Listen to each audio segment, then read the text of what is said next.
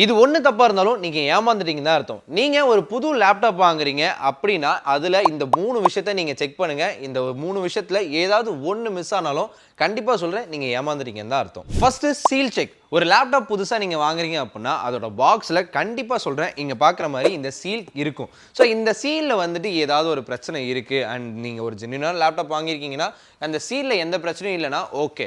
And ஒருவேளை என்னைக்காவது ஒரு நாள் நீங்க வாங்கும்போது இந்த சீல் வந்து லைட்டா கிழிஞ்சிருக்கு, இல்ல இந்த சீலை எடுத்துட்டு மறுபடியும் ஒட்டியிருக்காங்க, இதுலயே மறுபடியும் டபுள் டேப் அடிச்சிருக்கு அப்படின்னா, கண்டிப்பா சொல்றேன் இந்த லேப்டாப் ஆல்ரெடி யூஸ்டா இருக்கும், இல்லைனா அதுல ஏதாவது ஒரு ஃபேக்கா இருக்கும். ஸோ சீல்ல கரெக்டா செக் பண்ணிருங்க. அடுத்ததா வாரண்டி செக். நீங்க ஒரு புது லேப்டாப் வாங்குறீங்க அப்படின்னா கண்டிப்பா உங்க லேப்டாப்புக்கு அடியில ஒரு வாரண்டி நம்பர் இருக்கும். ஃபார் எக்ஸாம்பிள் நீங்க வந்து லெனோவோ லேப்டாப் வாங்குறீங்க அப்படின்னா லெனோவோட அஃபிஷியல் வாரண்டி வெப்சைட்ல போயிட்டு அந்த வாரண்டி நம்பர் இருக்கு பாத்தீங்களா, அதை என்ட்ரி பண்ணி பாருங்க. ஒருவேளை வாரண்டி பீரியட் நீங்க வாங்குறதுக்கு முன்னாடியே ஸ்டார்ட் ஆயிருக்கு அப்படின்னா கண்டிப்பா சொல்றேன் அதுல ஏதோ தப்பு நடந்திருக்கு.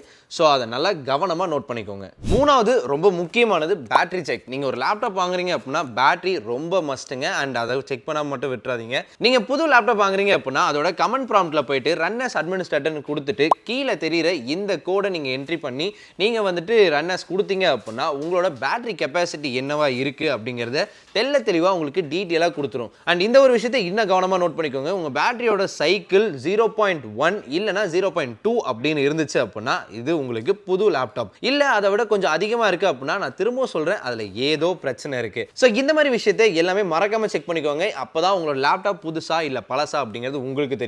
ஸோ மறக்காம நம்ம பேஜை ஃபாலோ பண்ணிக்கோங்க. ஏன்னா இந்த மாதிரியான கண்டென்ட்ஸ் இதுக்கப்புறம் அப்டேட்ல வந்துட்டே இருக்க போது. அண்ட் லேப்டாப் வாங்க போற உங்களோட ஃப்ரெண்ட்ஸுக்கு இந்த ரீலை ஷேர் பண்ணி செக் பண்ணிக்கோ மச்சான்னு சொல்லுங்க.